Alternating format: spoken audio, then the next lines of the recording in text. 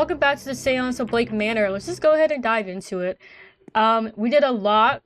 Last part was definitely the biggest part. I mean, the longest part. At about 2.5 hours. I actually recorded 3-ish hours. I can do a lot of editing. So that's why there were some weird transitions. Although some of the transitions were really cool.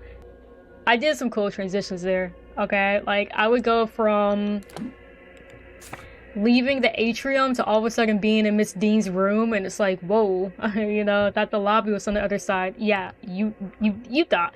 Okay. Anyway, so we do have a key, just to go over some stuff. The trail, we have figured this out. We have the conclusion here. So everything is all good in regards to that. The fight. There's a fight that we know she had with Scarrett. I think that's now confirmed because what's his face? Coventry, yeah, Mr. Coventry. Didn't he tell us the Mr. Scarrett left halfway through the fight or something? Or halfway through the bridge game or something? So we think it's probably most likely Mr. Scarrett. He's definitely on my radar.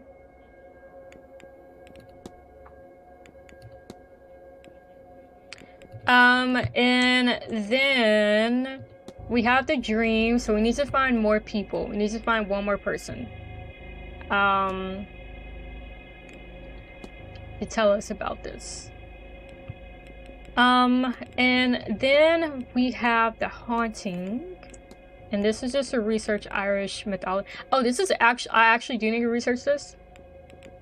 This is actually stuff I need to research about the culprit. Oh, okay. I thought that was just background information. If you wanted more understanding, I didn't think I was actually having to do that. In terms of stuff to do though, we do have most of the keys now. We need the northwest and the southwest key. One is in the basement storage, and then the former is in the stables. So we can go through a lot more people's rooms, which I think is what we're gonna do today, is to go through a lot of people's rooms. There's actually not that many people we haven't talked to yet, to be honest. But for now, it is time for lunch. So let's see what we can do with lunch. Oh, that was Walter? The child is the one that's been looking at everyone?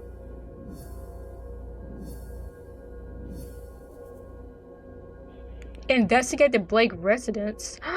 We can investigate the Blake residence? Oh. I'm excited for that. Anyway, is this Master Scarrett? Does that mean that he's not in his room? Focus, child. Oh no, this is Fatherson. No. Okay, makes sense. No, I am. You've just lost me. A master key. Surely the staff has one for the bedrooms. Why does he want it? We have 5 different ones. Hunter's is in the stable. Mine... Sorry, that was strange. It was as if... What were we talking about? Where is your clarity, child? Was it the drink, or this blasted place that has devoured your mind? Or that Dean woman? Don't think I wasn't aware. I should have acted sooner there. She has jeopardized things too much already. I'm sorry, Father. I don't... I'm sorry, Seamus. I shouldn't have snapped. I'll find you later should you have another lucid moment. God be with you. Oh yeah, Seamus is on drugs.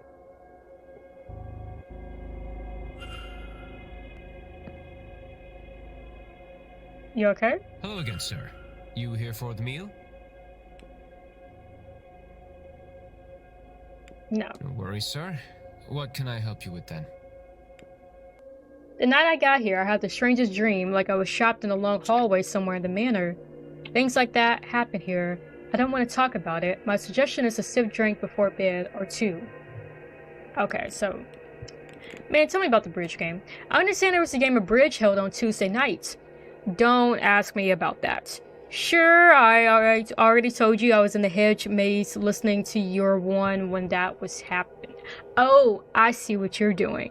Asking in a roundabout way. What are you, some kind of Bobby? Ha.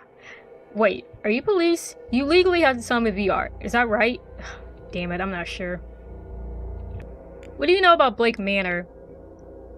What do you want to know? It's an old place with all the secrets you my head. I don't want to think much on this place. If that's all the same to you. It gives me headaches. Okay. Last question I'll ask him. Do you recognize this key? Is that the key I gave? You shouldn't have that. The bathhouse is closed and the locker's off limits. Throw that back to reception, yeah? Okay. I'll leave you. Yeah. I feel like I should stop telling the staff members I have that key. Anyway, Jesus Christ, let's enter. Right. Hello again, sir. Yes, I am. Certainly, sir. Let me show you to your seat. My seat? I can't. Oh. Come to join us, sir. If you don't mind me speaking for you both, of course. Hi, Mr. Coventry. I actually quite like him. No, it's all right. Maybe he knows something about Miss Hisham's friend.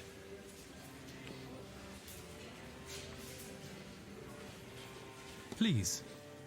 Declan Ward, thank you for letting me join. Because we find out a lot of information when we do these little meals. Like, we found out a lot of information when we had the breakfast with Mr. Dupre and Miss Darcy. And when we found her key, because she had dropped it, or no, she didn't realize she had dropped it when she was looking away at Miss Joyce, I think, had dropped something.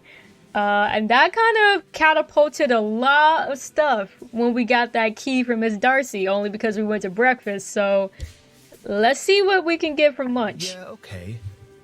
Now, Miss Hisham, who is your friend? Miss Dean. Evelyn Dean. Have you met her?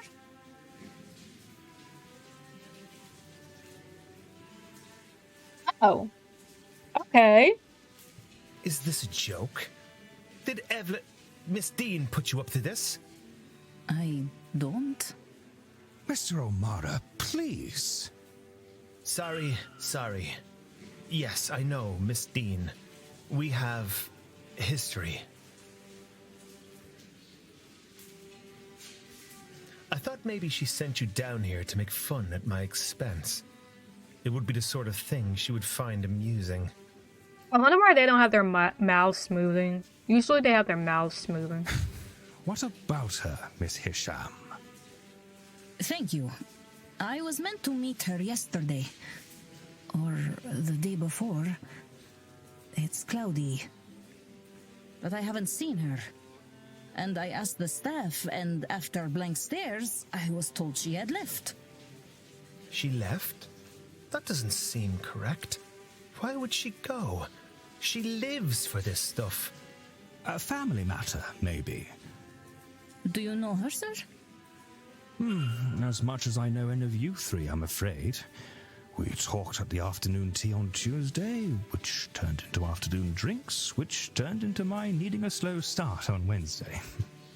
Oh, so y'all talked for a lot. Tuesday, you say? You, Mr. Ward. Do you know her?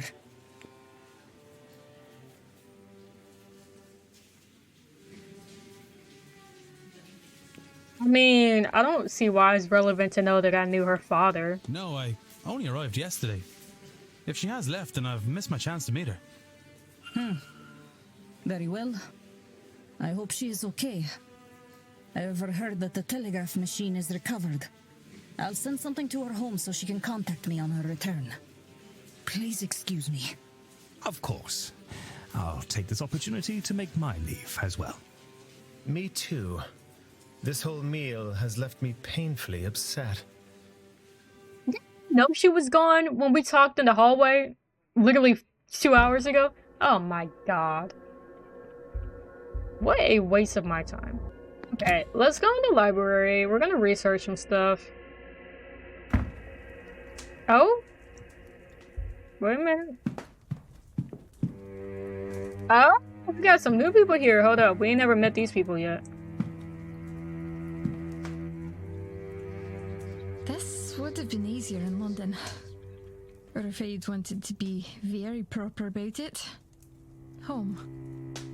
do think my parents would have rather had it that way, certainly. Are you sure this is the right solution, though? Shouldn't you wait to see how things play out? There is still the social season. Well, that's not for another half year. And some of those young men are positively frightened of me. Here, I might find somebody who understands. I understand. And I don't think there's time to wait. She's Scottish? You I mean, I know she mentioned London, but she also said home. Don't I always? Besides, I'm telling you, you needn't worry so terribly. I'm sure things will be back to rights soon enough, one way or another. Wait, what? Right solution. Wait here to see how things play out. Young men frightened. Might find somebody here who understands. Understands what? And I am usually right about these things. You know that. I shan't tell you that. It might be true, but I shan't say it. Marriage plans. How did we get that from the eavesdropping? Where was that?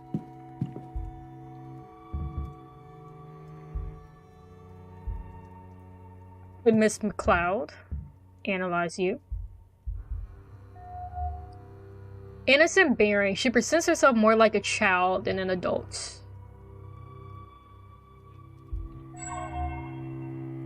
White heather hairpin. A collection of small dried white flowers in her hair. Alright.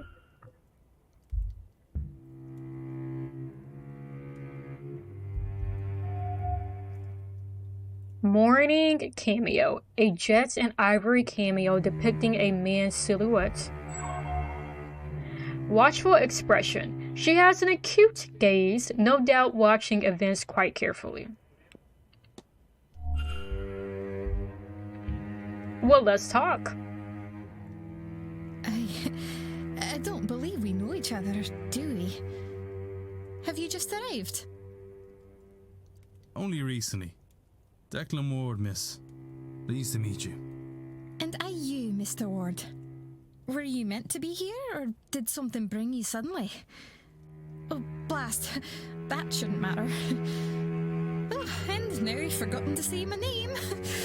Ivy McLeod. Right, Ivy. Sorry. You have me all flustered. I am host to the second sight, you see. I know things. Or at least I should. It feels as if, since coming here, I'm host to nothing anymore.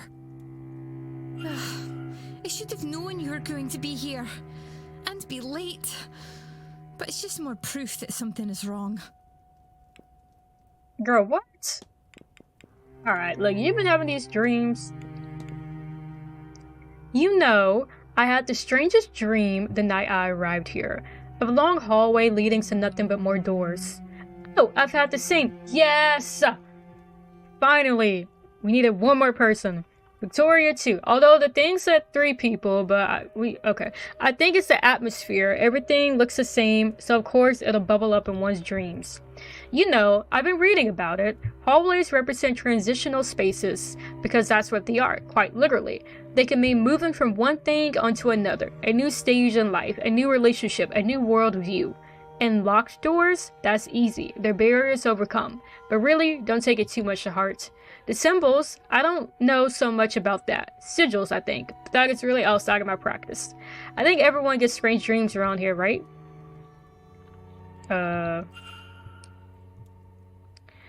am sure now that there is a shared dream being experienced here. But what is it trying to convey, and how can I find out? If only there were a way I could revisit and explore the dream itself. Okay. What's your schedule?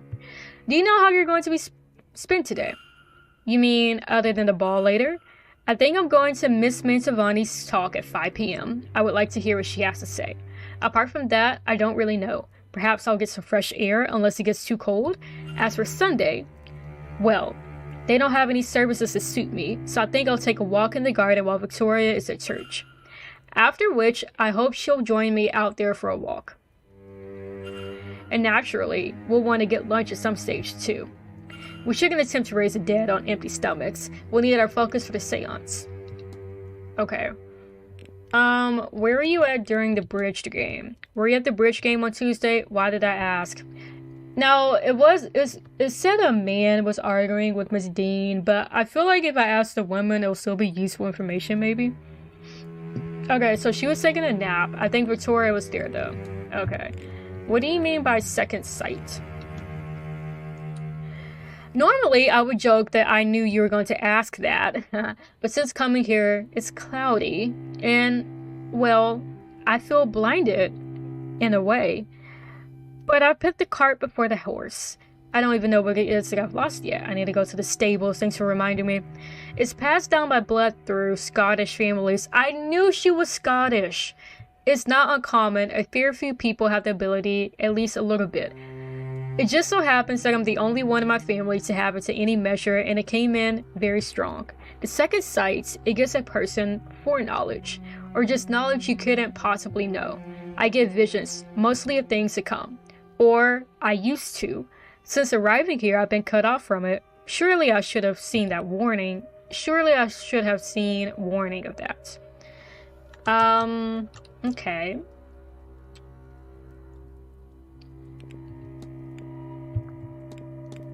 Let's ask you about the Grand Séance. What's your opinion? You know, I thought there might be more of us attending with all this spiritualists in London, but I suppose this seems very far from home for some, especially those who've never left the city. I don't mind. It means there's more people here than I've ever met, and some of them are very interesting, don't you think? Okay. I'll let you be, miss. Take care, Mr. Ward. She has a mystery. I just want to let the record show I predicted her accent was Scottish, and it was. I just want to let the record show. I be knowing accents sometimes, okay?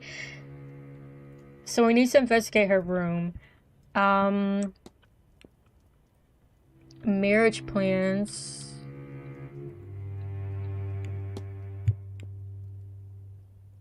Looking to find herself a suitable marriage candidate at this time. I don't know how we figured that out from the dialogue we eavesdropped on, but alright. So she was a young Scottish noblewoman who has hosted the second sight. She's also upper class. Why is the second sight no longer working since coming to the manor? 22 evidence pieces to be found also regarding her. What was I gonna do?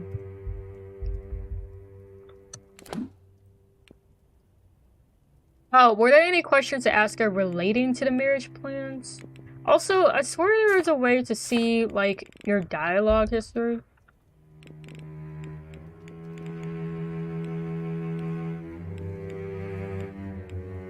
I don't know, I guess not. Hello, Mr. Ward.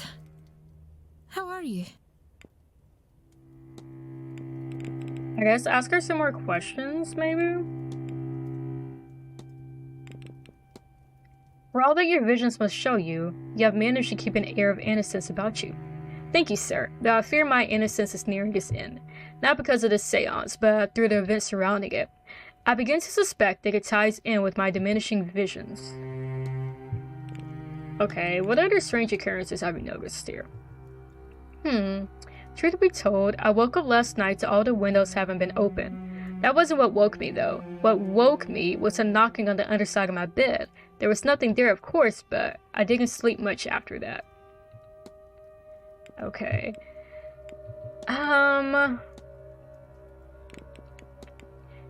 Mrs. Lau's necklace, Victoria. I am to understand that it's a mourning cameo? It is, Mr. Ward, for her late husband. I never met him, you know. He died of malaria. And I did try to warn Victoria. I had seen it, you understand. We were too late, of course. And to listen to Victoria, that world lost a remarkable man because of it. Their bond, oh Mr. Ward, deep gentleness, deep love. Sometimes I don't know if I'm doing it right, you see. Be there for her and all this. But I know I want to try. Alright, Victoria, let's talk. I don't think we've met. Who might you be? My name's Declan Ward. Miss, Well, I hope she pronounces her last name. Ah, the man from this morning. The man from room number 4. I am Mrs. Victoria Lau. Lau. How do you do? Mrs. Lau. A pleasure. Another Séance attendee? Indirectly only. I am Miss MacLeod's chaperone. The event itself is not to my taste. I am here for her, and her alone. Oh, okay. Okay, Miss Lau. Chaperoning, interesting. You say you're Miss MacLeod's chaperone, yes? She needed someone to accompany her for this event, and I wanted to see Ireland. That, and she's my closest friend, I had little reason to turn her down. I have no skill like Ivy does, but I am interested in being here. Do you think this seance is going to be successful? I'll believe it when I see it, Mr. Ward. It just so happens that I've already seen some improbable things. Such as?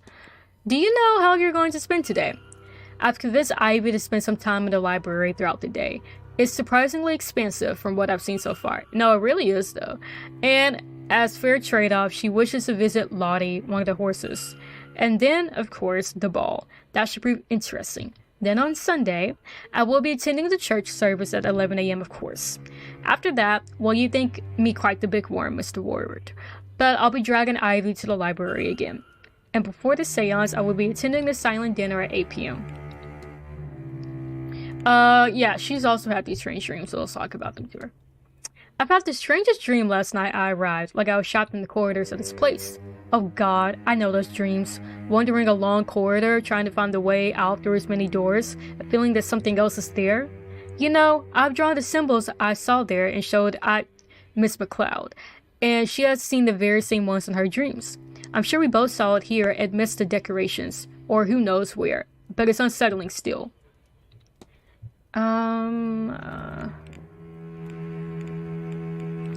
Tell me about the bridge game. I was. It didn't go too terribly either, though I was more there for the conversation than for the game. I don't attend many gatherings of this kind, so it seemed like a good way to meet some of the others. Did many attend? A few. It was the first time I met our host, Marquess Blake. Along with him was Dr. Callaghan and his Aunt Fia. There was Miss Quinn and Barbosa, Miss Darcy too, and yes, Mr. Coventry completed the set. I hope you don't mind me saying, Mrs. Lau, but you seem to have a keen eye on the goings-on. I will confess, I do. You can learn a lot about a person or your situation just from keeping a careful watch. Okay, and then, let's ask about this. Your companion mentioned something called second sight. Really, it's what brings us here. I know it sounds outlandish, Mr. Ward, but she is genuine. Somehow, Ivy gains visions of the future, or knowledge she shouldn't know. I don't know how. I wish I did. That's how I met her, you know? She pulled me aside at a party to give me a warning, a total stranger to her though I was. She predicted my husband's passing. Perhaps if I had been more open, if I had listened, acted sooner. She was there after his death. I had no question about her ability. She was there while I mourned, and in time we became friends. She mentioned it has weakened since coming here. Strangely enough, yes. I might have expected the opposite. Okay. That's all, Mrs. Lau. Farewell, Mr. Ward.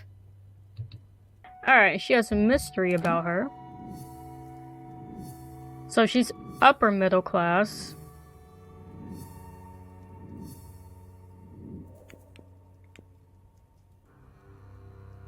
Okay, she's in room 3. Okay, and there was someone here also. I want to say that's one of the maid staff people. Nope, let me guess her name. Wait, who's she talking to? That's Saoirse. That's Saoirse. Or no, Saoirse.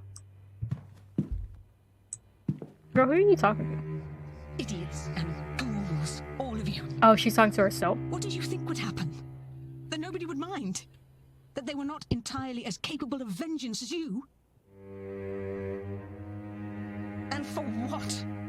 For 16 funerals in 30 years? But at least the caskets were nice. And you never even saw the ruin you caused. It's just me in this godforsaken library. Bastards! What damnable stock we are! Saoirse, what do we have going on?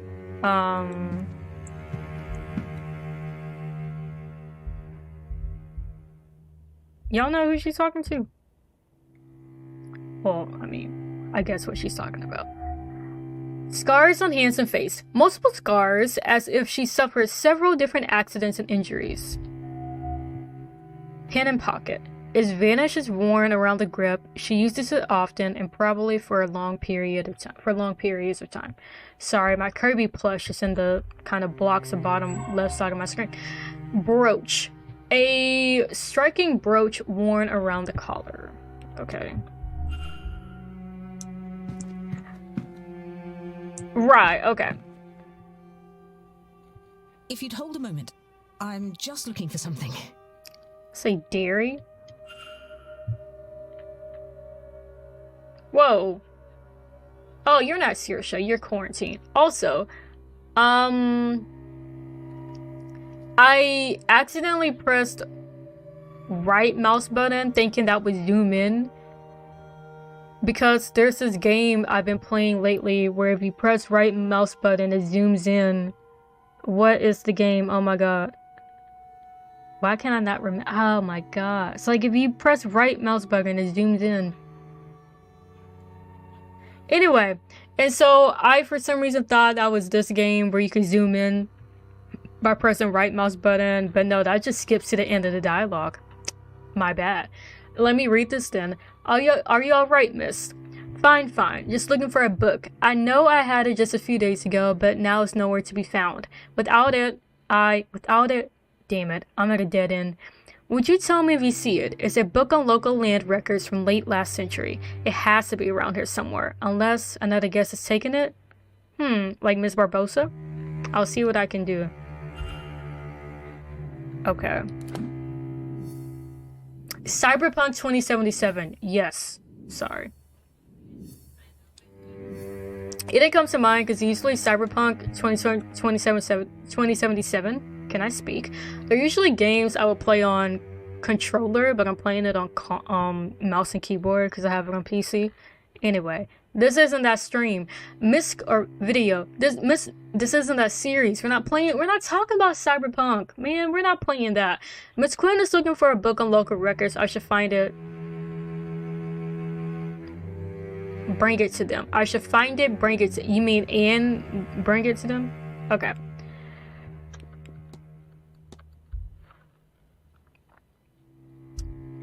Right. Well, oh, that says Sherry.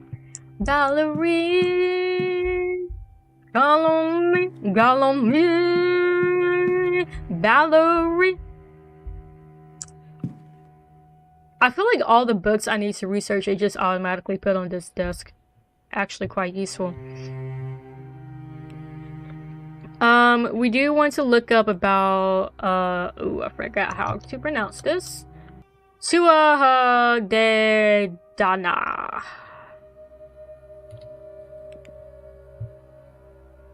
I was about to do that one line from Come On, Eileen. Oh,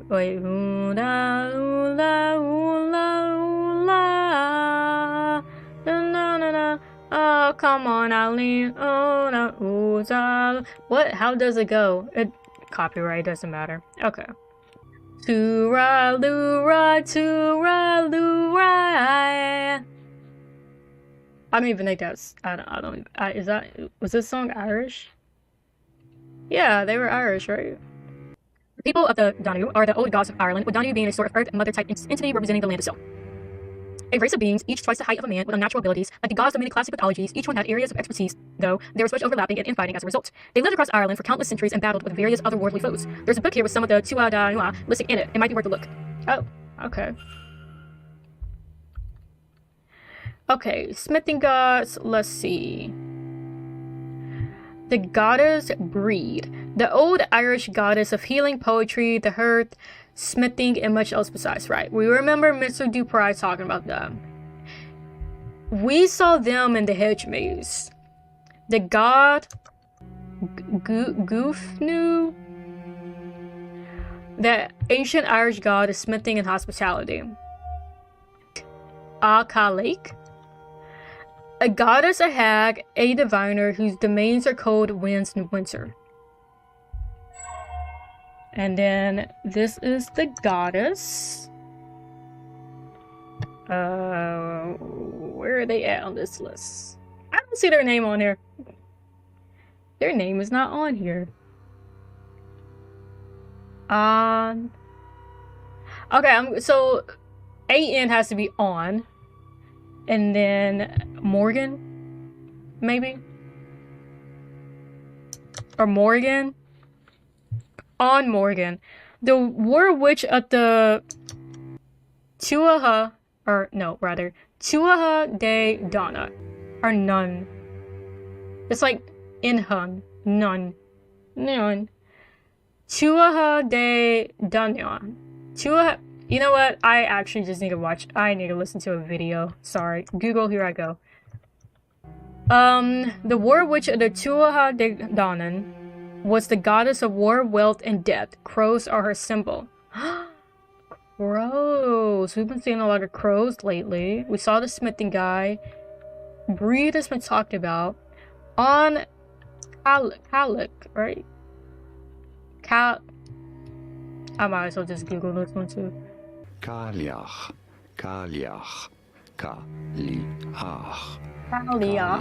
Pretty straightforward ones, you know. Callaghan. Like the Loch Ness Monster. Okay. Right.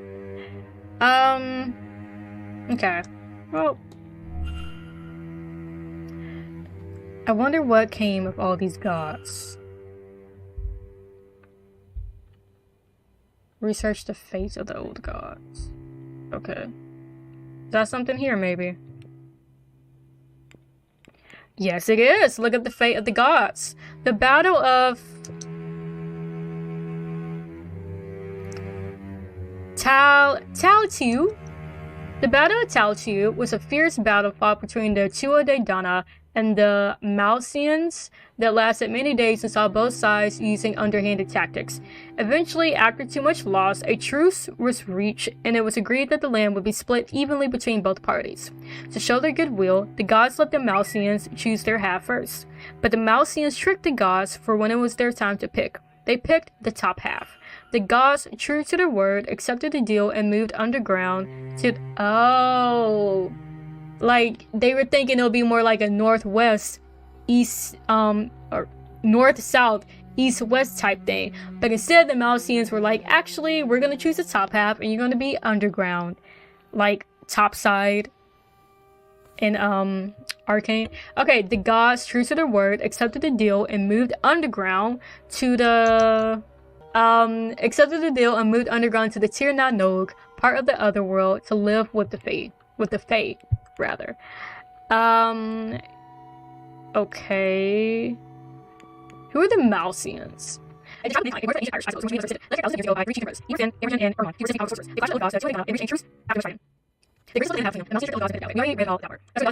Okay, and then who were the giants?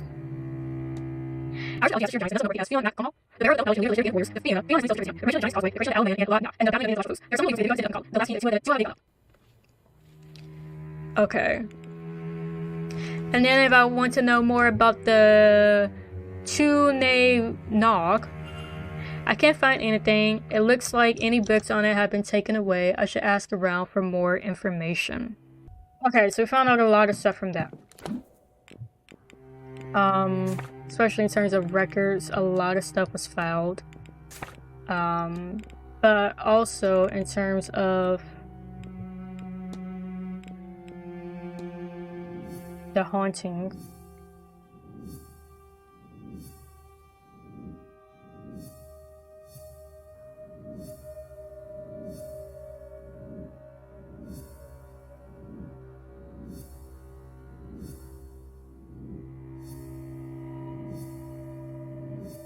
Gonna say the crows don't relate to her? Okay, they just mentioned the crows.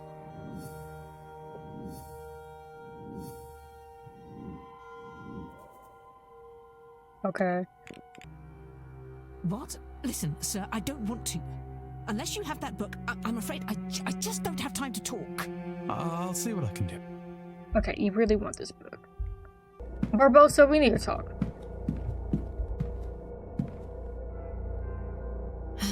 More questions?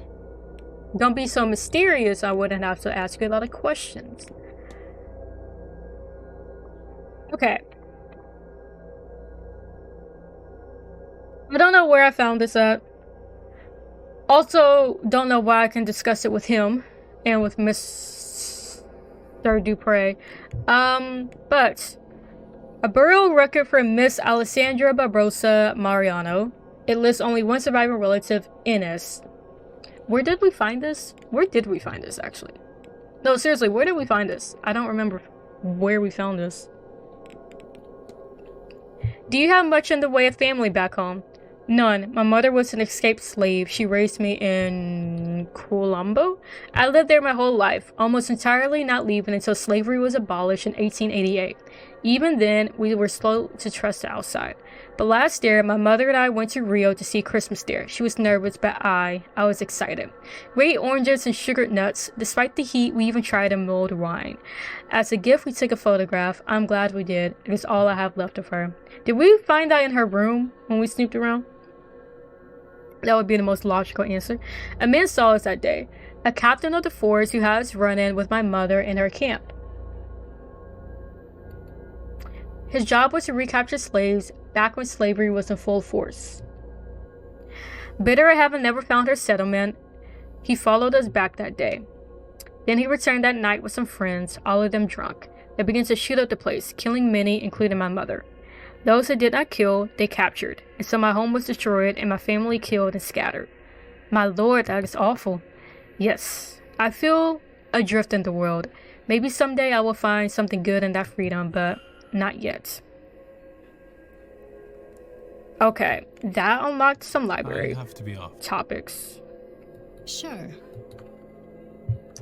So let's go to the library. I feel like I'm just now starting to understand how important the library has to be to figuring out information. I went in the wrong door. Look at the captain of the force. Capataz de Mato, which translates to the captain of the force, were free men, usually of limited financial means, tasked with hunting and recapturing escaped slaves in Brazil. Their main job was to return fugitives to their masters and to destroy Colombo settlements, receiving monetary rewards in return. Most captain of the force were freed slaves themselves, which put them above slaves but still low in social prestige. I was about to say, because they specify free men, meaning that they were like previously slaves, which put them above slaves but still low in social prestige and made them resented by captives. Dang, everyone hated you. Despite their authority, they were generally looked down upon and remained close to the social position of those they pursued, which is crazy. Okay, the Quilombelas are settlements established by escaped Afro-Brazilian slaves. Many of the settlements' residents live in poverty. These communities originated during the 16th century in Brazil, when Afro-Brazilian slaves fled brutal conditions on sugar plantations in Brazil. It is said that the Aquatune, an Angolan princess and general who was enslaved during the Congolese War, escaped with some of her soldiers and founded Palmeiras, which is one of the largest quilombos in Brazil. Over here, man, Oliver Cromwell. Instrumental in the execution of King Charles I in the brief period in which England became a commonwealth in the 1600s. Even in his homeland, Cromwell was a controversial figure, infamous for his ban on the celebration of Christmas among such many joyful activities, as they were thought to distract from the worship of God. While widely disliked in England, his legacy in Ireland is significantly darker and more bloody. In what became known as the Cromwellian Conquest, Cromwell led what amounted to a massacre across Ireland in the form of a conquest. He spared no quarter, going so far as to order the deaths of even those who had shelter in churches, such as the siege of Drogheda.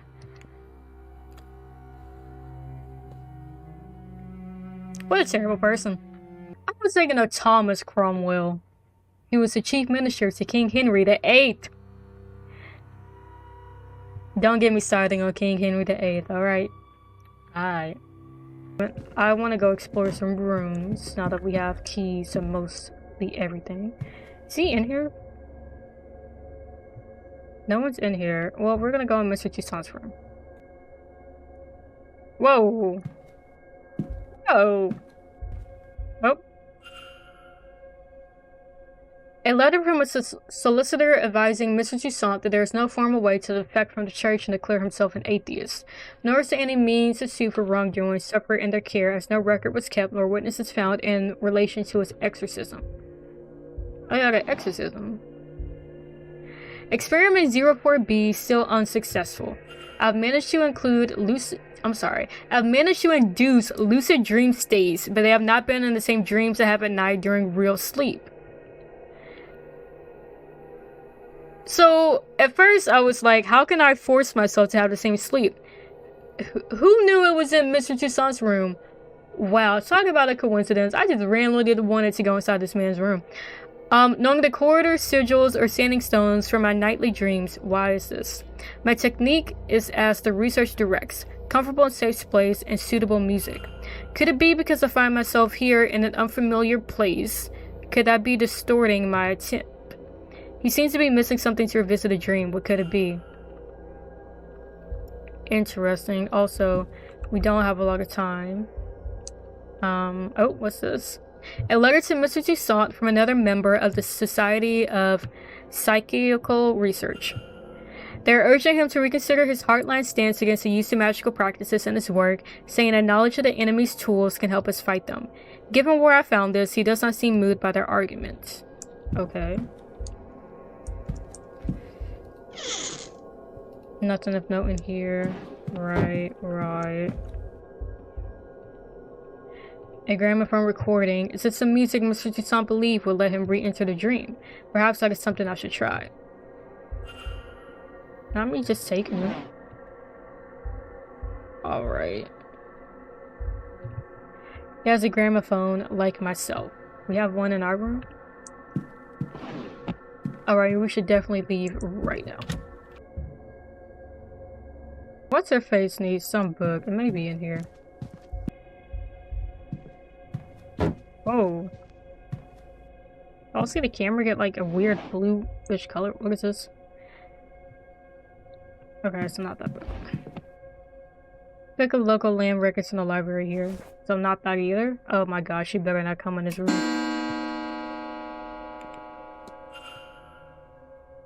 Oh, something popped up. Oh, she's not either, thank God. Okay, evidence, 2 mysteries, land records. So that's possibly the book she needs, yeah? Hello, Miss Joyce. How are you? Good day. Hello, sir. Anything I can do for you? You know what? I'm gonna talk to her. If nothing important happens, or she says something, or I may just, like, speed through this if it's nothing, like, important that she really says. How long have you been working at the Manor, Mrs. Joyce? Oh, well, recently, really, most of my life, sir. Though I only moved in here 5 years ago or so after my dear husband passed. I wasn't sure about it at first. I was all but shaking with nerves on my first day. We used to tell awful stories about this place's children, you know. And coming up the road to see the place didn't help, I'll tell you that. Thick fog, black windows, and you swear there were living things in all the shadows. But I've worked here a long time now, and they haven't got me yet. What can you tell me about the surrounding area? It's not much, sir, except for the town you would have came through. Mr. Hunter used to get supplies there. Now, they do deliveries right to the stables. We're getting a big one this Sunday at 12. Other than that, it's all windswept plains in the wild Atlantic. It would be romantic if we weren't so cold. Did I see you washing clothes in the fountain on Friday night? What? Mr. Ward, if you're suggesting that the laundry work ain't quality, then I refute it. Miss Murphy and I wash our knuckles to the bone. Cleaning is the dogger's ruggish bone. And bleaching is place and his linens. And the fountain, God, give me strength. Accidentally stumbled into the broom closet recently and noticed a stone cross on the cleaning trolley. Oh, yes, sir. That'd be mine. Of course. It's broken off an old statue that was being tossed out, and, well, I thought it shouldn't go to waste. Of course. It's a shame about those red stains, though, isn't it? That's only rust, sir. I quite like it, to be honest with you. After all, Jesus must have bled when he died for our sins. Well, okay. Alright, and that's everything with her. God bless you, sir. Nothing really important besides the fact that there's some deliveries happening. I imagine we also can't go into people's rooms anymore because she's like watching, well, at least on this level, because she's watching people. Well, not watching people, but she's like watching me. While we're up here though, maybe we could see about Mr. O'Meara and Miss Quinn, because we do have the southeast corridor upper. Okay, so let's look at that then. Okay, he's in his room. Oh yeah, well, I guess she may still be at the library.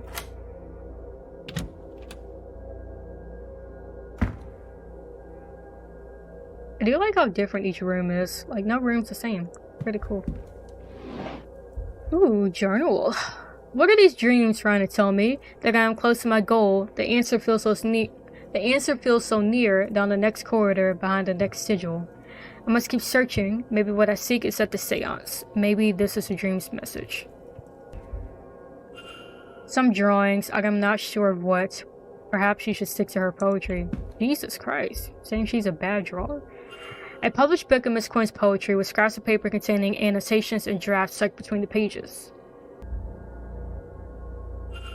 A brooch containing a lock of hair. The back says Alexander Quinn, 1865 through 1896. 31 years old, okay.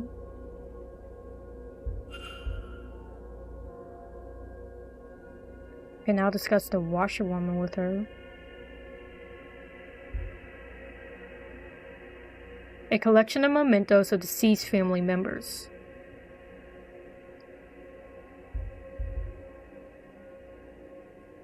A locket with two names etched into the framing, Alma and Julia. Julia, bum ba da da da. There's a photograph on either side, each of a young girl. They look quite a lot like Miss Quinn. I suppose they would be her siblings. More photographs to memorialize the dead. Memorialize the dead. Okay, creepy.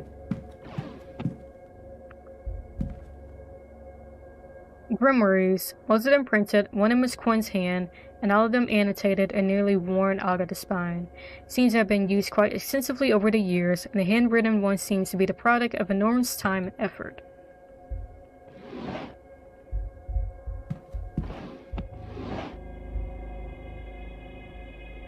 Is that Walter? No. The Quinn family seems to have a lot of recently dead. It's a wonder there are many of them left at all. I'm going back in her room one more time. We're missing something so obvious about a memento for her husband.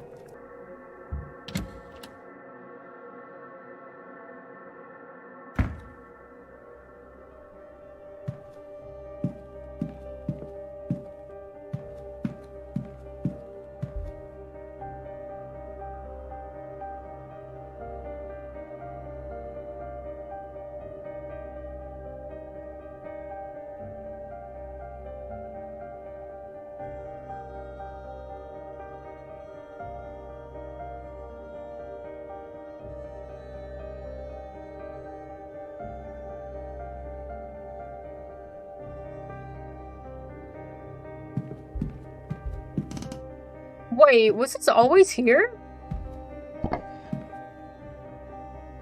There's a loose floorboard here. Is there something under it? It's a note. Oh my god, is this what we were missing? Start in the garden in autumn. Walk east to the junction, then north for 3. Turn west and walk for 2 junctions, then south for 1. It gets kept behind the cornerstone, which is seen when you face the stairs. There's something else too. A piece of paper stained with what exactly? What in God's name brought Miss Dean here in the first place? A mystery unlocked Miss Dean's attendance. Another pattern. But what on earth am I supposed to draw this time? Interesting. Well then, I wonder how long that floorboard was there. What other mysteries did this room hold for me? Wait, I got a master key for this whole corridor? Say less. A base we snoop. Dang, why is that room so big? And I just didn't. I swear that's new. That was not there at first. Save the game.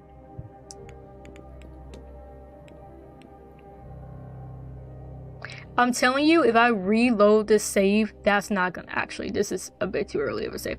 I'm telling you, if I. Well, this is right during breakfast, isn't it? Before we even had our thing. I would have to look back at the replay.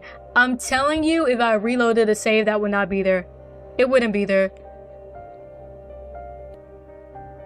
You reloaded to an earlier save at noon. Yeah, that was here. Yeah, that was here. Yeah, okay. Well, right. Alright, anyway, well, this popped up now. Yeah, we can investigate. Alright, so yeah, we have to look elsewhere to decipher that. We also need to follow the treasure map. Also, that floorboard looks so obvious in hindsight. Going back to the noon save, I need to look up the YouTube video and see how obvious it was. That I missed something. Something about the paintings or something? Look back in the YouTube video. Yeah, it was, the floorboard was obvious. Alright.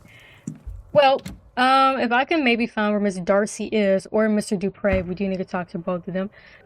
We have met Miss Hisham, so we could go in her room. Maybe try Father Snow as well. See what they're up to. We can go in their rooms beforehand. Alright, seems like no one's in her room, so let's go inside.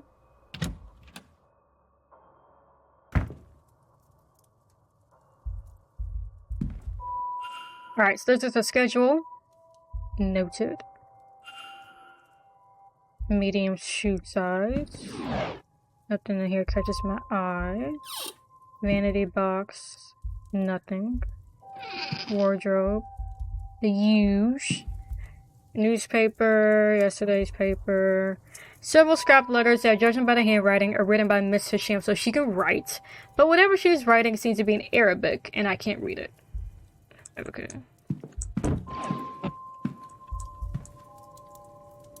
What's this? She's been mapping the grounds and marking rooms off. The reason for which I cannot tell. Okay. Charcoal and drawing paper. Miss Hisham likes to draw then. Right. Oh! When I press space. I forgot what the meaning of that is. Oh, stuff I can look at? I think is what that's supposed to mean.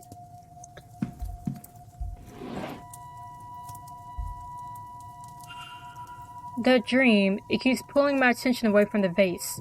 Sometimes hours of searching have gone before I realize I've been looking for something else. That symbol, Mrs. Shim has seen it too. Does she also dream it? Also, what vase is she talking about? Well, I guess I can't go in there, can I? Anyway, this is Dr. Callaghan and then his Thea and Rory. Well, then, what do you make of it?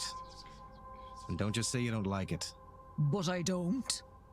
Really, what's more to be said about it? They're kicking up dust they don't even notice and leaving us to clean up. Still, it's not malicious, Antine. This is... You and I both know there's no better place for a seance like this than here. Better they not hold a blasted seance at all. What's it all for in the end? For the spectacle? Oh, you're much too forgiving, Rory. And somewhere on the other side of forgiving is stubborn. You're not the first person to call me that, you know, and you won't be the last. There is no good to come of this. If there were, you wouldn't know it. Come on now, Rory. Leave it for once, won't you? I won't be lectured by a woman who won't listen herself.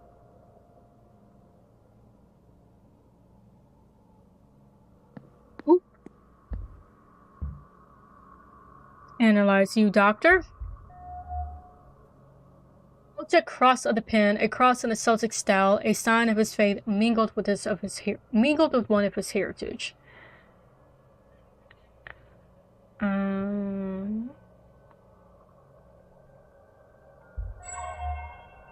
Raw hands. Raw. His hands are red raw, with a subtle but unmistakable smell of a modern doctor's office. Modern as is, what, 1889?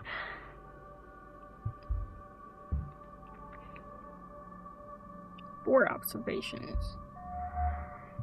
Unusual hair color. A stark streak of white runs through her otherwise red hair.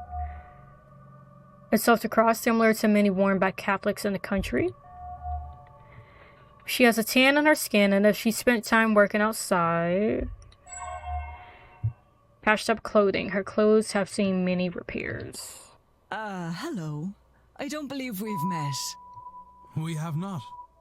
I'm Declan Ward. I arrived just yesterday, from Dublin.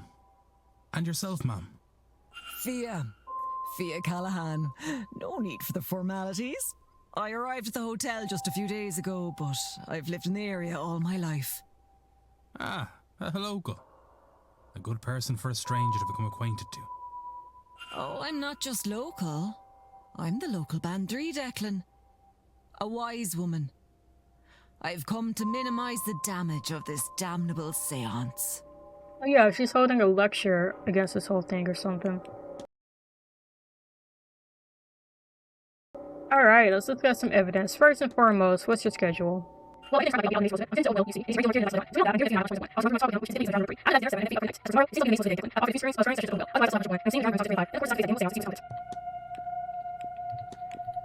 have you been to an event such as this one before? Were you at the bridge game on Tuesday?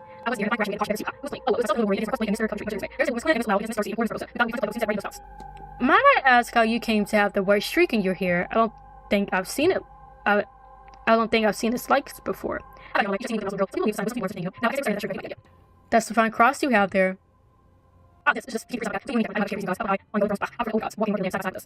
When I arrived, I thought I saw a woman washing clothes in the fountain. Declan, I'm sorry for whatever loss you've suffered. The Banshee, she's called, an omen of death to come. This is the kind of thing I was warning people about. If we're seeing her, we'll have death before this weekend is over, if it hasn't already happened. Why did you say sorry for my loss? The Banshee, she's only clearly visible to those who are grieving. She's lured by the death to come, but can be seen by those with death's touch still on them, those still grieving for love lost. Can you tell me anything about Callaghan? A bit, eh? It's her I welcome in when I form the circle and make space for intentions to form. I've sat on her chair at the spring equinox to welcome the days, and then again on the autumn one to bid them farewell. I've crawled through her house on sleeve Gillian and caught a glimpse of the other world. In return, she sometimes visits me in my sleep and teaches me a trick or two. It's from her I have my Da Shalak. Talk about the aftermath of this. Why do you think the seance is so dangerous? Let's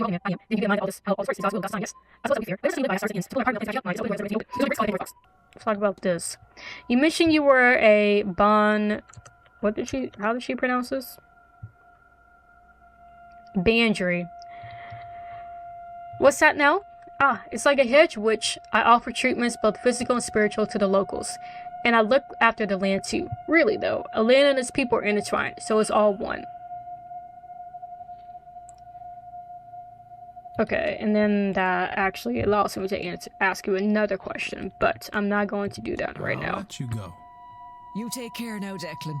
And don't forget to get a bite to eat into you. It's going to be a long day. Okay, because it's almost the top of the hour when they may leave.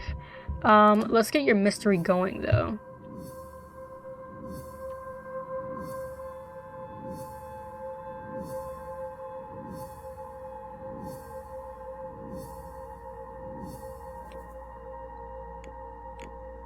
Okay. Okay, now let's talk to you. Oh, a new face. You're a little late, but you haven't missed the main event at least. Who might you be? My name is Declan Ward. Pleased to meet you, Mr. Doctor, as it happens. Dr. Rory Callaghan. Very pleased to meet you too. And yes, before you ask, I am related to Thea Callaghan, her nephew and apprentice. But I've taken what she's taught me and improved it through the application of science. And this weekend, I will prove the value of my approach, once and for all. Oh, okay. Interesting. What is your schedule? Like, that's where I'm going to I'm saying, you know, there's 1 3 and 5 there. Actually, there's much of so let's 3 hour. Oh, and I'll see you doing 3. Okay, you should 10. I'll just 1. Otherwise, I'm going to be eating. I'm going to speak tomorrow. Well, let's see what's here. Okay, we're still going to have fun in space. I have a spirit camera. I have to think 5 This is going to be before that, of course, not. Younger brings away, which is 10. This is the this. So, their rooms will be clear at 3.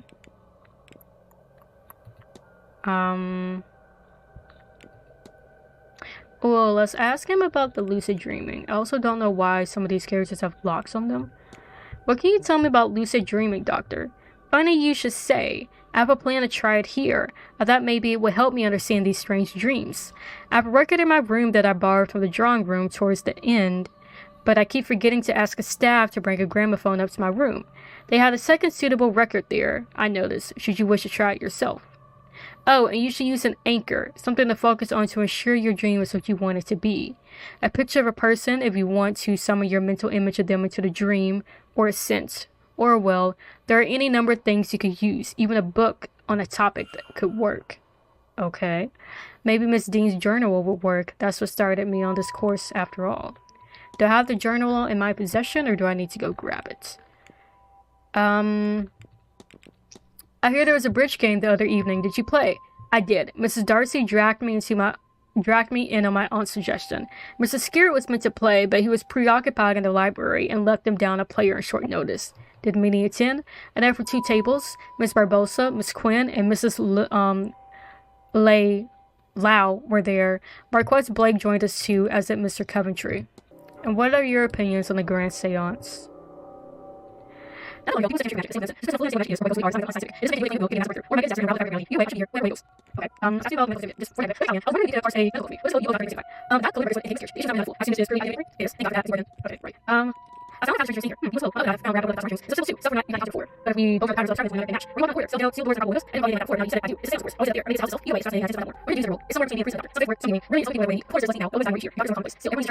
it begin me by asking, but are your hands okay? Yes, they are. I work with chemicals, carbolic acid to sterilize wounds, and various others to develop pictures. It has left my hands looking worse for wear, though. Right. And then let's ask you about this. Do you often wear that pin? Oh, this. You know, it's habit. Circles patience. I forgot I even had it on. I'm a pagan myself, but this is Ireland. A strong sense of guilt and shame has been bred into even the freest of us. Okay. I have to be on my way. Be well, Mr. Ward. Okay, so it is now the top of the hour. And there's an event in the drawing room. It's something like you have to be there by 3:10, right? For the talk. I say we go to this talk. And then hopefully it doesn't take the full hour, like lunch didn't take the full hour, and we're still able to come out and like explore their rooms and stuff. Well, this is more of a turnout than I was expecting. August Miss Mantovani is here. Interesting. As Miss Callaghan talks about how we shouldn't be here. To those of you I haven't met, I'm Thea Callaghan, and I'm here to talk to you all about the other crowd. Well, okay, 30 minutes, not bad. Thank you all for coming. I hear a lot of you have come from far afield, so it seems only right that you should get to know this place, our home, a little better. We share this land with the other crowd, the HG, or people of the mound. You'll have heard them called many things, no doubt. The good people, the weak folk, the fair folk. Some of you will know them by the F word, but we won't be saying that here. I think I know what she's talking about. And what are they? Sure, I can't tell you what nobody knows. The church would tie themselves in knots trying to bend the truths of the world to fit their narrative. They want you to believe, first of all, that the other crowd don't exist. Then secondly, once you know they are real, the church wants you to think of them as angels, ones that never took a side in the battle of heaven. Cast down to earth and not hell, for they're sitting on the fence. Now, I've never heard anything of this ilk from any reliable source, only holy salesmen. Other people confuse them for types of ghosts. And given how similar the Banshee and Fargurt are to ghosts, I can forgive that. But they are more than that. Some would say they are the land incarnate. Really, It's best to think of them as forces of nature. They are no more good or evil than a storm. But you'd also want to stay out of the path of a bad storm. All that said, it's easier to avoid a storm. There are signs and you get warning. Not so with the other folk. Best you can do is be polite and leave your offerings. And to avoid them altogether, best not to meddle in anything that might catch their eye. That's the main reason we don't call them by their name. Or, you know, do strange magic on their doorstep. And these fairy... Séance. Please, sir, don't call them that. I've given you many as an alternative that won't draw their eye to this place, which you don't want. Trust me there. Was that the F word she was talking about? Apologies, madam. These other folk, they differ from the winged fairies of children's stories, right? As much as you and I differ from a wild animal, yes. All of Europe, probably further, has their own form of the good folk, primordial forces of nature, all as unknowable to us as a storm or wave. As I said, Catholic monks came and tainted history, tried to write them out of existence, and when that failed, they tried to write the fear out of them. Write the fear out of them. What does this mean? Writing them as friendly winged sprites, friendly to children and all that. Stories are powerful ways to change a land and its power. It's why the church always folded in rituals and beliefs of a place they came to. Like in our case, how Ostara became Easter, Yule became Christmas, and Samhain became All Souls' Day, when the blessing of the graves gets done. Ah, look, I've lost my train of thought with all your questions. Where was I? What else? Oh, yes, speaking of Samhain, masks. You all have costumes for the ball this evening, yes? Ah, it is all good fancy. My outfit will amaze. Well, yes, but also no. Samhain is when the dead walk among us. You know this. Sure you're here for that, right? Well, when they leave, they don't always leave empty-handed. Some want to drag the living with them, jealous as they are. That's why we dress up as ghoulish figures, so they can't tell the difference between us and them and will leave us be. I can see some of your faces. Superstitious old bat, you're thinking. Maybe. It's certainly been said before. But just this 1 year, when you're pushing the barriers to their limits, you might do well to keep a superstition or two in your back pocket. Right, no more questions. I'm tired of trying to talk sense at you lot. Listen or don't, it's no skin off my nose.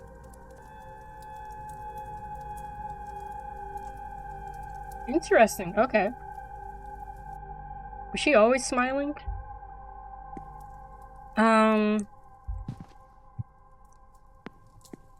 Oh, there's so many things I want to do. First off, we gotta talk to people here. And then also, we gotta snoop in rooms. Oh my god, it's so lot I want to do.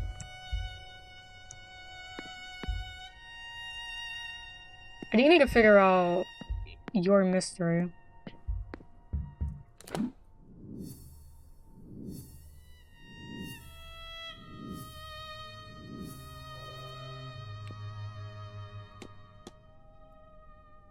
Ask about his strange equipment. What is this? Camera with a strange attachment on the front with engraving that says Spirit Lens. I'm sorry, what? Photograph of Miss Dean? Nah, we gotta ask you about this. I guess we're not snooping rooms. Mr. Ward, what can I do for you?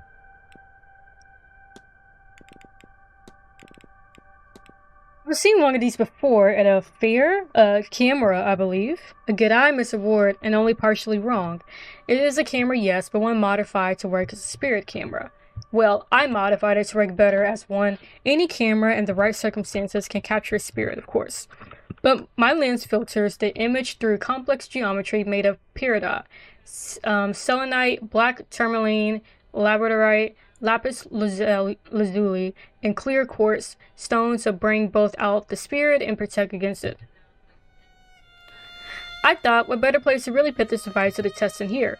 These halls, and dare I say, the people here, are likely crawling with spirits. I've even set up a dark room in my quarters so I can quickly develop images. This way people can take away a copy should they wish. Would you care for a picture? See who or what haunts you? Aha. Yes, actually, that would take 16. Oh my god.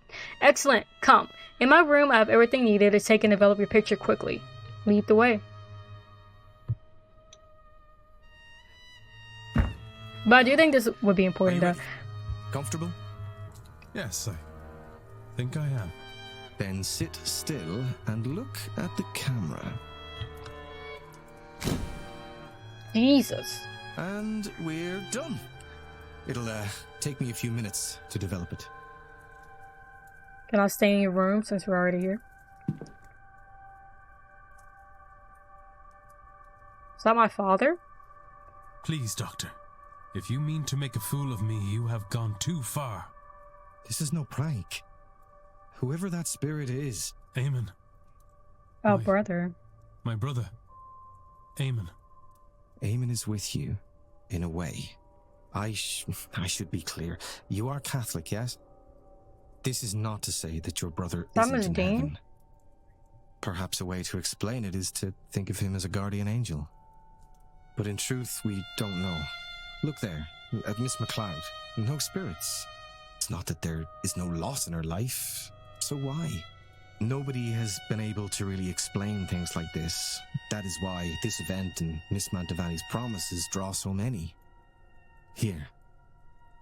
Take a copy. And with it, take solace that your brother is watching over you.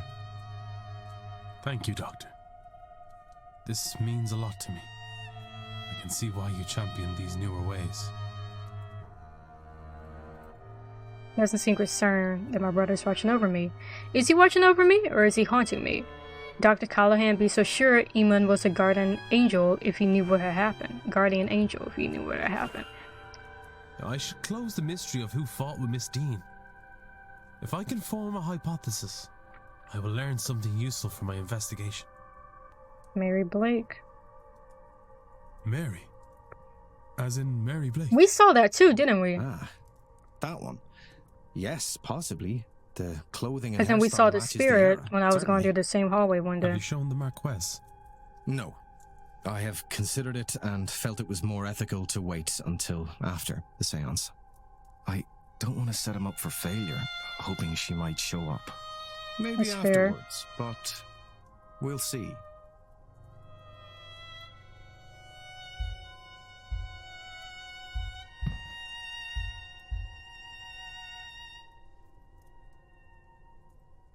Another photo of Miss Evelyn Dean. She looks more haunted than in the other picture I have. I wonder why. This confirms to me that the doctor took a photograph I now have. Did he send it to me then, or was it taken from his room?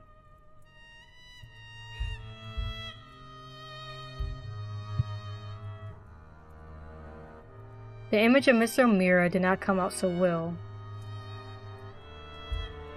Probably because he did it.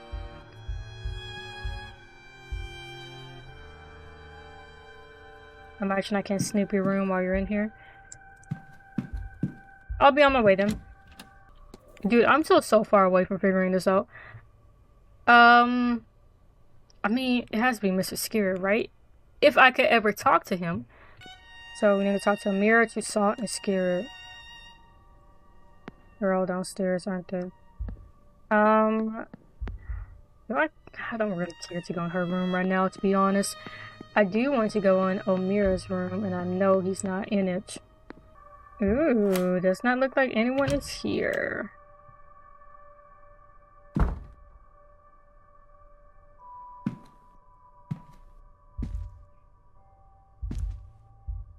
Take a look at his schedule. Nothing important here. Letters here. Okay. A mass of correspondence from various people. One mentions Mr. Doyle and his placement here to investigate. Another talks about how the Aeon has been located. Whatever it is, it resides here at Blake Manor. A note here about freeing the Aeon from his prison at all costs. No death here is real. Another talks about how all attempts to reach Mr. Doyle has failed. I see the flyer for this event is attached to another letter. This is your chance, Father, is written here. Somebody stayed here in order to reach Doyle, but he did not recognize them or know the fate. I mean, we did eavesdrop on that conversation between him and Mr. Doyle.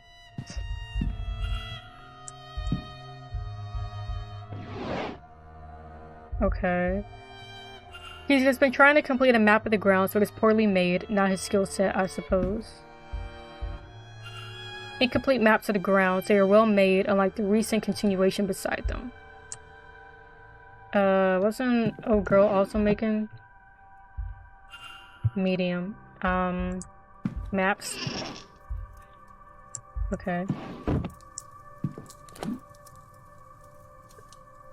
Oh. A badly scrawled note, I think, requesting a meeting with Father Sano, but it's hard to read. At best I can tell, it is signed Murphy. Saoirse?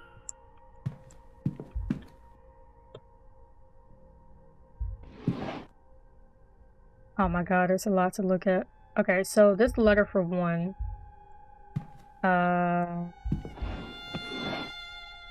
A journal here. A pistol box. I can only look at 2 things, y'all.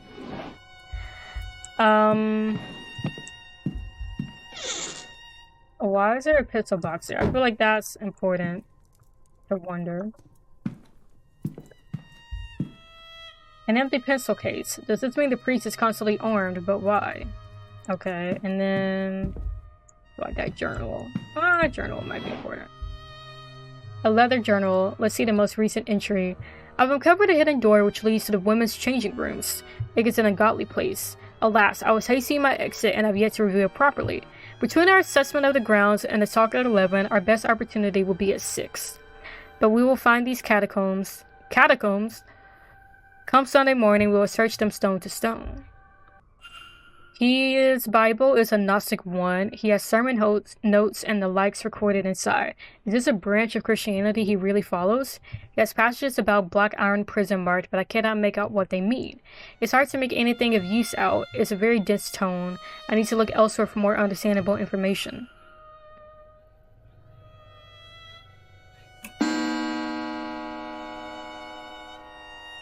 Okay, so the bar opens. Cool.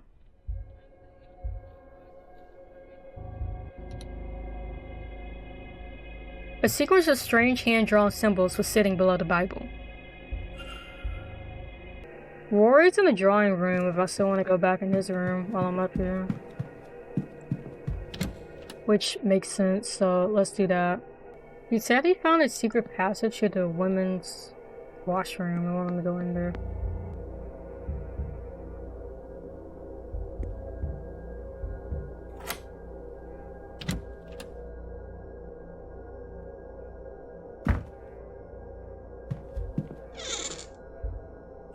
A letter from Fia to Rory ordering him home for this grand seance. Be crazy if they were just like sleeping here.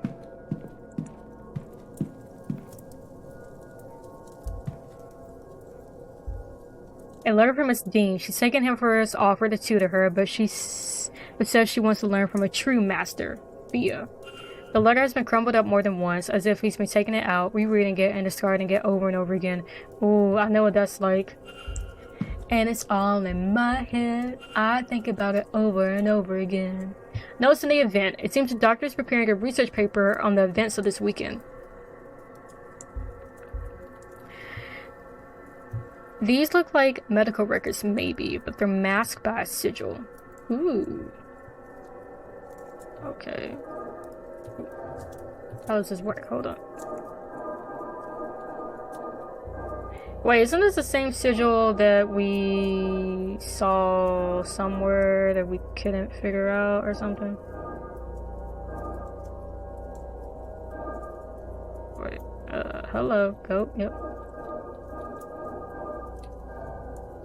Ah, I missed this. Okay, hold up.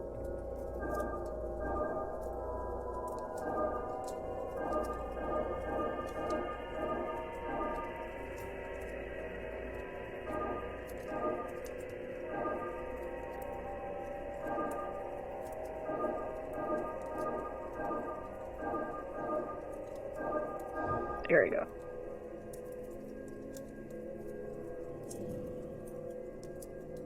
Dr. Callaghan's case files. It contains his notes on Miss Mantovani. According to this, she does not have long to live. Irregular heart rhythms, the onset of organ failure, or weakness of the blood. He's not sure what is causing it, but it seems to believe that wouldn't help her anyway in this late stage. All he can do is minimize her pain in these her final days. Oh snap. Not doomed to die. Various correspondence on the topic of the cult and its place inside of the scientific studies. A gramophone record and a note. Note to self, request gramophone to room so I can attempt to use this music to re-enter the dream and find out what is going on there.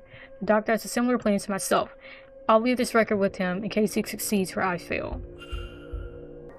He is not.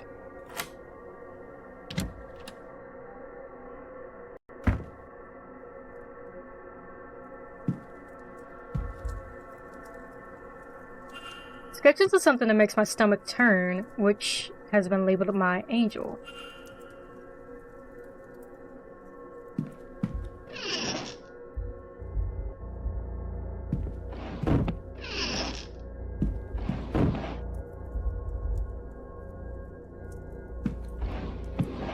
Oh. A letter from Cathal O'Meara's mother checking in on him. Cathal, a stern, when the seance of yours is done, do come home. Your sister wants to see you before her wedding. And it would do me good to see you too. It's been too long since you last visited, though it may not seem long to you. I worry for you, dear boy. Your peers are starting to talk. Angels might have chosen you, but have regard for your earthly self. Those who I know as my son, remember. Copy of the Bible. Sections are called out and notations made around anything that references angels. Actually, while I have a Bible in hand, someone thought Miss Mantovani really ought to see Leviticus 20:27. Oh my god, I forgot about that. Well, what does it say? Let's see. There. A man or a woman who is a medium or a wizard must be put to death. Oh. You will stone them with stones, for their blood is upon their heads. Oh. Good God. Who would want to threaten her like this?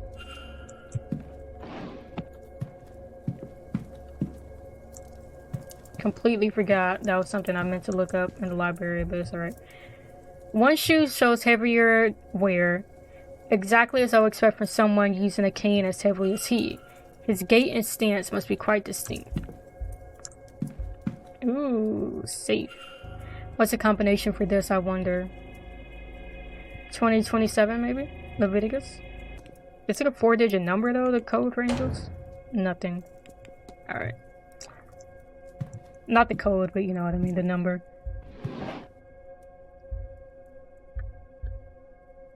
He has a lot of painkillers here.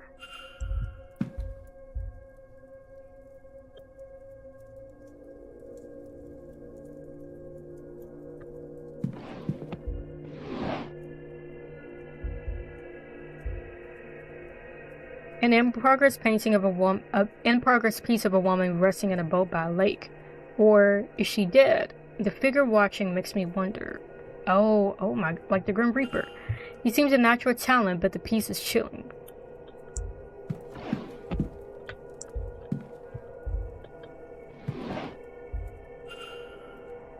Blood?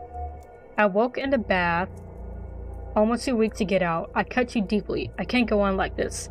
Found the code. I can't go on like this. There's only so many near misses one can survive. Near-death experience. Mr. O'Meara's recent brush with death seems to be a common thing for him, one he wants to put a stop to. I caught a glimpse, though, just before I passed out. A pale and glowing shape. Out of reach again the moment I knew it to be there. Okay. A horrific sketch. The adjacent note says, had it, just for a moment, and then gone again. But I'll try again, have it back. Evelyn. Saturday, 7 p.m. changing rooms, McLeod. What does she want? Why does she want to meet? At least it's in private. Hopefully she'll be looking for some fun. Wow. Good God. I hope Evelyn comes to her senses soon. I'm so bored without her. So, you know, did we all forget that he proposed to her? Or, thanks to Mitch Hasham's jars, I have everything I need to trap it, apart from his bloody name. But soon I'll have it. It won't escape me again. Have an awful notion to open one of these jars. Sheer curiosity, best not. The year John Dee was given the Enochian language, entrusted with the ability to truly speak with angels. Okay, 1583. If he and I are special, and ignorance of the same sorts, then it is only a matter of translating the language. Okay.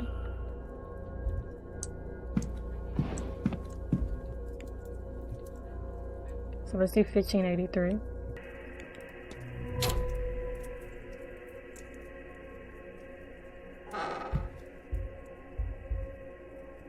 Jars labeled soul jars. They have odd symbols in them and some sort of fluid inside. It seems that in the past he has used something called Enochian magic to commune with something he believes to be an angel. His nose and tools here seem to be part of the rituals he's used to that end, though he has also employed near-death experiences and other unwise methods to talk with this entity. I see ritual markings here with trapping circle and now if only I could summon it written next to them. Okay. So he's purposely been having near-death experiences to try to talk to these angels, perhaps. So there's still 4 more evidence pieces left to find, but considering I can now make a hypothesis, that means I've clearly found enough information at least, or else this wouldn't have popped up. So let's go ahead and do it. Callaghan of the Mira's goal is to blank, blank, and blank it so that he can blank, blank his blank. Okay.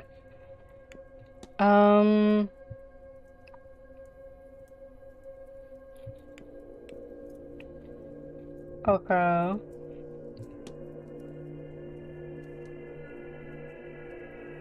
I did not click on that. What?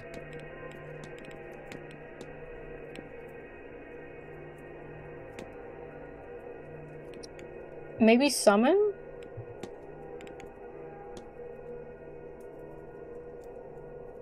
Summon an angel and trap it so that he can...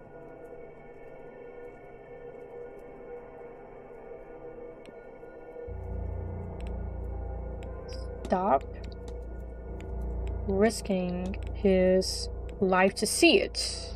Yes? What if...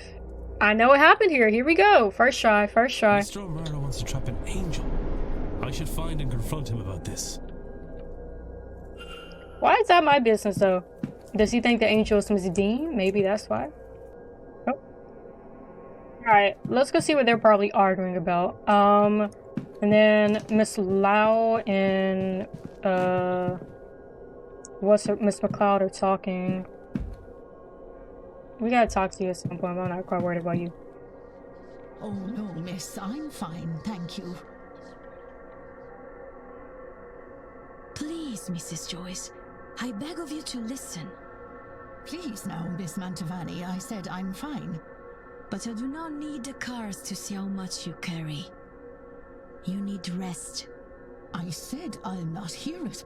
I'd rather my joints suffer the cold than your corruption witch.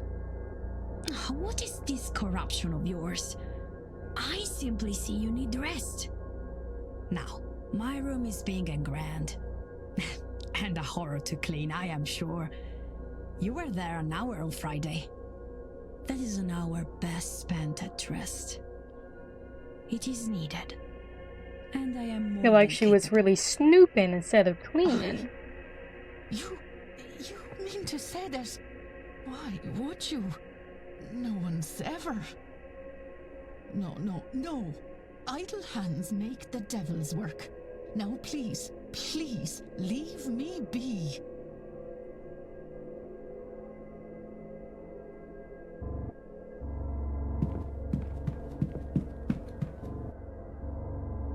You think she wanted to talk to Cahal about the marriage? Should it? It's fascinating, in a way. Lots of case studies, certainly. About being a potential suitor for her? Like your usual sort of thing. Oh, it's not all scientific, but... Look, you're talking to a woman with a shrine in her room. I'm not entirely clinical. Besides, look at you. Ivy, I said I would come with you. Do you expect me to regret it? I suppose. I just thought, what with who things are. You're always the first one to know when my tempers run short. Do you suppose I've managed to hide it from you, of all people? Besides, you know I would take any excuse to spend my time with you. Oh, good grief. But you are always so sweet. Oh, don't look away like that. Everything will be all right. No, I just... Maybe it will. I don't know. Maybe.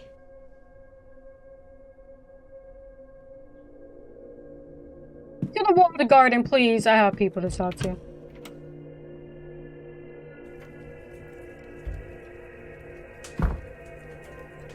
Oh, everyone's talking. What do you mean the forge isn't set up? I sent word ahead. I'm sorry, sir, but our telegraph machine was not working, so we must... Gods no, I didn't telegram. Terrible yoke. Wouldn't go near one. No. My cousin only came by a few weeks ago and told you. Do you know who we spoke with? How would I know that? Do you think he walked halfway across the country to give me a thumbs up? No, of course not, sir. Regardless, even if we had received word, there is no working forge here. Only the anvil remains, and that is ornamental. And your horseman? How does he shoe his horses then? I believe he takes them to a place in Guildford. Ah, here.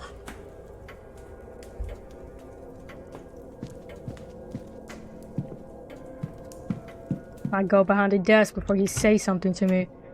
Let's go to the stables. We're already here.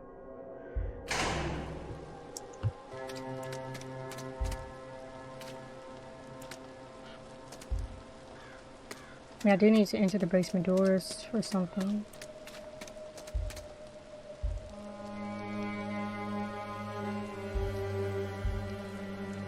This hinge is new. The latch is ill-fitted, as if trying and failing to match a previous placement. A piece of torn newspaper used to stop fresh paint getting on the floor is dated Tuesday the 26th, the night Evelyn Dean went missing, so this is recently painted. There's a new coat of paint on this door that the others lack.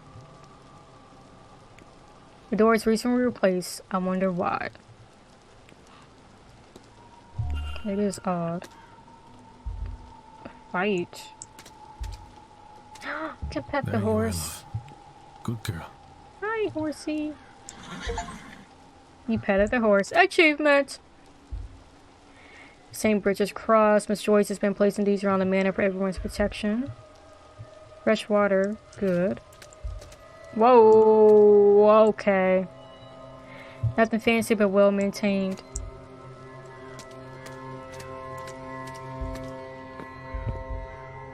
A record kept by the stable master on the horse's health. Yes, there's the key in here also.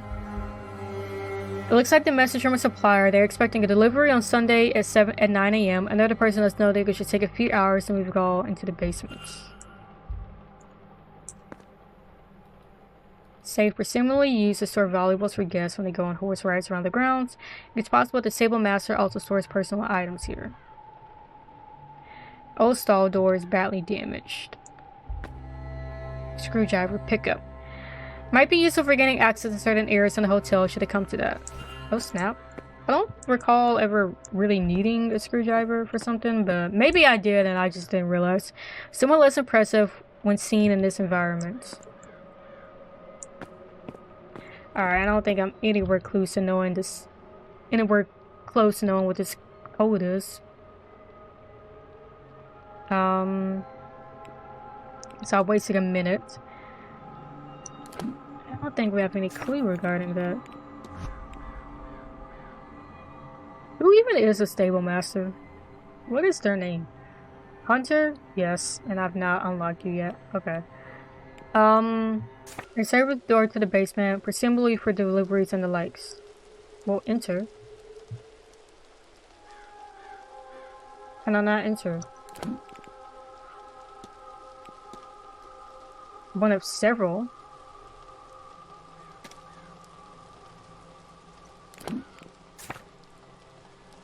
Okay, well, it won't let me enter it. So let's go up to the garden then, which there should be a way through here if I'm on the right side I'm thinking of.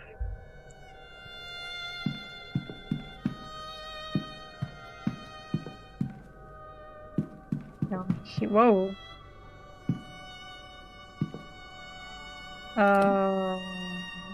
I'm sorry?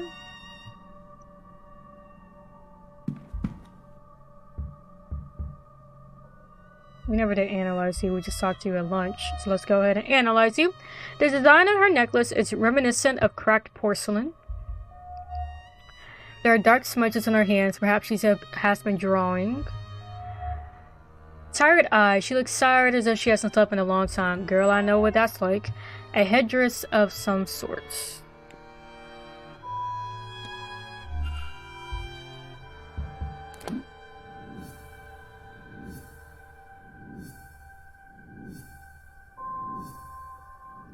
So an archaeologist from Egypt.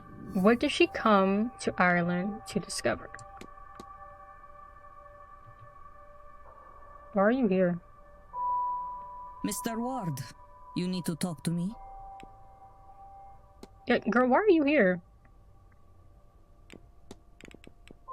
Have you explored much of the manor? Some, but I'm keen to see it all. Not all of it is open to the public. I wonder how upset they will really be to find me outside of those bounds. What harm could come from curiosity?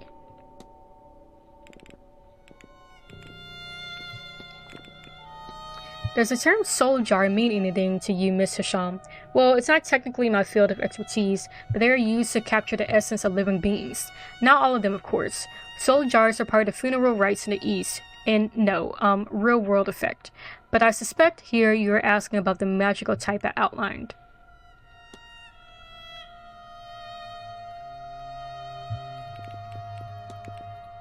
Have you been drawing?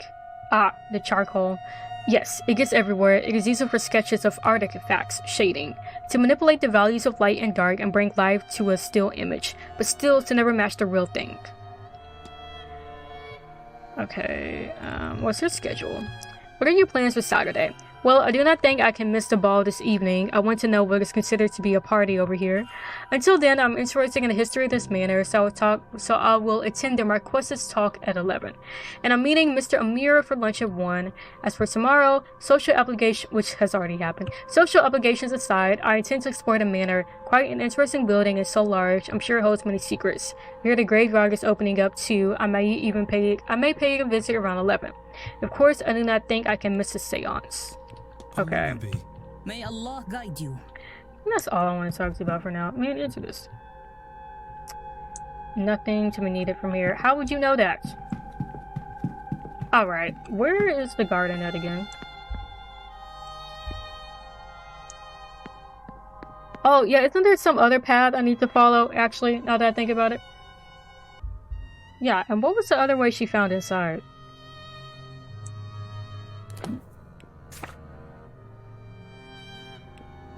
I mean, I didn't see anything in Fatherson notes. He did talk about a path in the bathroom, though. Maybe. I mean, all there is just a closet right here. I don't recall this leading to anything. Although there's still this. Wait, have I actually seen these symbols before? Yes, yeah? Mr. Hunter. I gotta talk to you. But first, alas. Oh, Mr. Dupre. I'm almost disappointed. I would stay clear of that one. I have my suspicions about her. Miss Dean. Mrs. Darcy. If I didn't know any better, I would think. Can I help you, Mr. Ward? No, I was just passing by. Sorry to interrupt. That is quite all right. We were done talking anyway.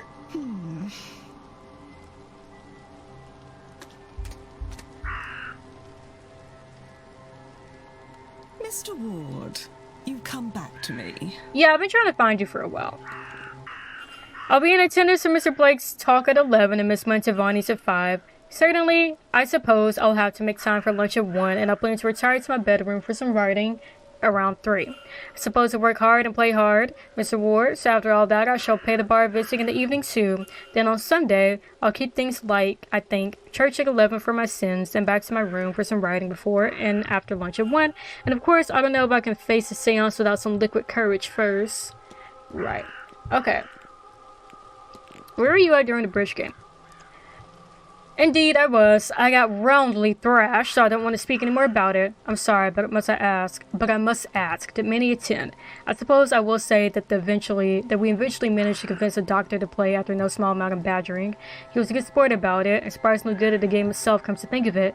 His aunt was there too, of course, as was Miss Quinn, Miss Barbosa, Mrs. Lau, Mr. Coventry, and of course the Marquess. I don't suppose you recognize the woman Mr. Dupre has been drawing. Is that Evelyn Dean? Why would he be? No, I am sure it must be his Laura. It must be. He has recently lost a friend, you see. Named Laura! The woman who we thought was Miss Dean, The one that Mr. Dupre wrote the letter about that he saw in the fire pit in his suitcase. Is Miss Darcy now saying that that's actually Laura and not Miss Dean? She was some sort of pagan fire priestess. I think that is why he's so fond of the fire pit and the maze. But really, that is not my story to tell. I'm sorry, I could discuss people with you this whole entire time. Have we ever met Miss Dean? Miss Dean is... Oh, I know of her, but I can't say I know her personally. But she did make herself known the other day, arguing Miss Quinn outside my door. Might have minded more, but honestly, it was quite the story. I think I did ask you about that, actually. Discussing with yourself? Well, have not made introductions or since showing me. Let's see. Olivia Darcy, London. Missing the city. Very clean here, quiet. Can appreciate the city so much more when you get home. Okay. He's from New Orleans. That would explain the last name, Dupre, Louisiana. Okay. Have you been speaking much of Mr. Dupre? Have I indeed? I've been spending most of my time here with him. He's a good man, and unlike most people, he's usually able to tell when I'm joking. I've been hearing talks that this manor's haunted. Have you seen anything like that yourself? You had said to me not 2 weeks ago, I'd roll my eyes at you, sir. This place has changed my mind on ghosts. I can't help but feel like strange things happen in this place. Tricks of the light and imagination, Mr. Ward, most certainly. I mean, aren't they? What do you make of that strange contraption in the atrium? The garish green tube? You can tell this place lacks a woman's touch. Well, yeah, the Martian has died. Do you suppose the seance will be successful? I will hope so. It's a long way to come for a failure. But I'm sure all these experts, how hard can it be? I'm struggling to understand the significance between asking the medium to tell me the ghost names and asking the ghost itself. It's all the same to me so long as the ghost leaves afterwards. That's the part I am interested in. Hello again, my friend. Right, okay, we have a lot more to talk to you about. Mr. Barbosa seems to have suffered a great loss indeed. So she tells me, Mr. Ward, grief is an old friend in my line of work, but it still does me no good to see her visit a warm-hearted soul like that. Really? That's all we had to ask about him? About her? Were you close to Miss Dean, Mr. Dupre? Miss Dean? No. No. I dare say she looked right through me. She looks uncannily like my dearly departed friend, you see. Each time I see her, it's like, well, the grief feels fresh. That's crazy. Okay. I knew it would be too easy that she's dead and just at this fire pit like this, you know? I came across a ghost, Mr. Dupre, one I suspect you have ties to. I don't think I follow Mr. Ward. At the fire pits? You? No. No, you must be mistaken. Please, Mr. Ward, may we speak of something else?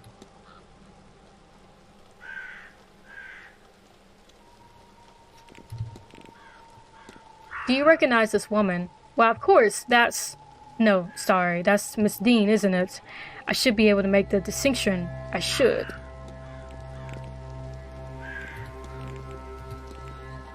Someone mentioned to me that you had an urn with you when you arrived at the manor, Mr. Dupre. Did he not mention it himself? Indeed I do, Mr. Ward. It contains a being of true menace. Really. I speak, naturally, of my dearest friend. She wanted her ashes scattered in her home country, you see. I must admit, however, that I'm taking my time. I still have hope that I might see her one last time before laying her to rest. Do you know anything about soul jars, Mr. Dupre? Well, simply put, Mr. Ward, they are as they sound. They're jars for storing souls and not something I see used beyond the most extreme circumstances. Okay. Mr. Ward. I'm gonna stop here. Because I still don't know what we can do to act on. But I just remembered that Mr. Hunter is up here. And I do kind of want to analyze or talk to him a little bit before before it's 5 o'clock and I think the talk happens or something.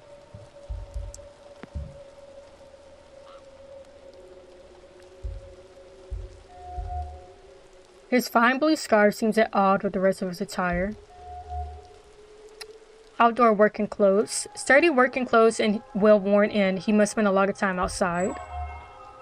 Scent of oats and sugar. I suspect he's got treats for the horses in his pockets. Well, a new guest. You made your way here without my help, then? I did. You would be the stable master, I take it. Aye, groundsman too. I trust your trip was a pleasant one. I've had worse. The roads out here are more robust than back east. Pleased to meet you. What should I call you? Ah, no, a conversationalist. I wasn't expecting that. If I'm spoken to his layers about that damn seance. Hunter, sir. Dara Hunter. I'm pleased to meet you too, though I didn't get your name. It's Declan Ward. You're against the Séance, then? No, not really. I just worry about her getting hurt. Then, you. Her? Guests, I mean. Anyway, Mr. Ward, what can I do for you?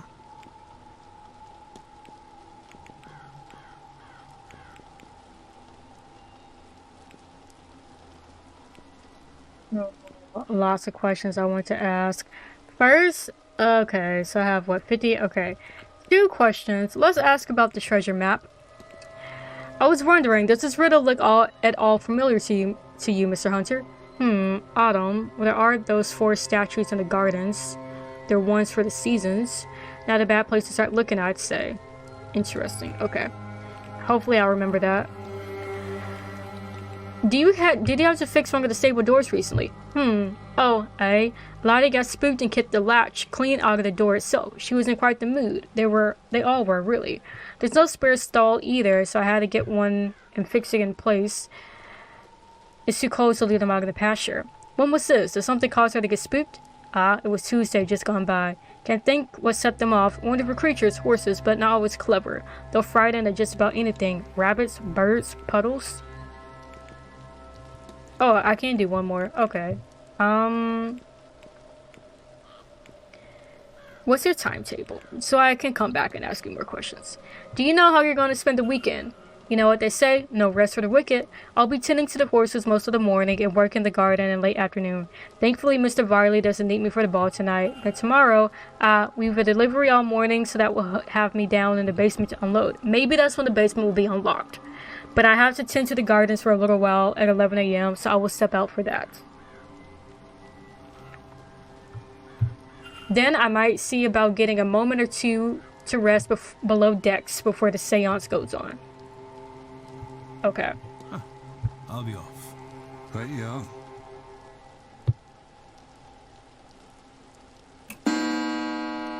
Some talk's supposed to happen? Oh, I know. Someone is heading to meet Miss Dean at the bar. And I know this because I found the notes, obviously. And you're Scottish as well.